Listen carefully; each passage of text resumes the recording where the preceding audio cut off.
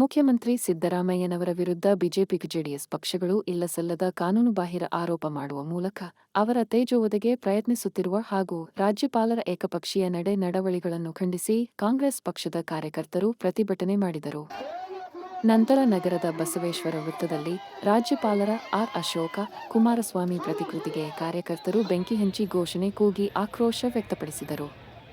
ನಂತರ ಬೃಹತ್ ಪ್ರತಿಭಟನಾ ಸಮಾವೇಶ ನಡೆಸಿದರು. ಇದಕ್ಕೂ ಮುನ್ನ ಡಾ. ಬಿ. ಆರ್. ಅಂಬೇಡ್ಕರ್ ಸರ್ಕಲ್ದಿಂದ ಪ್ರತಿಭಟನಾ ಮೆರವಣಿಗೆ ಆರಂಭಗೊಂಡು ವೆಂಕಟಪೇಟ, ವಲ್ಲಭಭಾಯಿ ಚೌಕ್, ಎಂ. ಜಿ. ರಸ್ತೆ ಮೂಲಕ ಬಸವೇಶ್ವರ ವೃತ್ತ ತಲುಪಿತು. ಈ ಸಮಾವೇಶದಲ್ಲಿ ಜಿಲ್ಲಾ ಉಸ್ತುವಾರಿ ಸಚಿವ ಆರ್. ಪಿ. ತಿಮ್ಮಾಪುರ, ಶಾಸಕ ಎಸ್. ವೈ.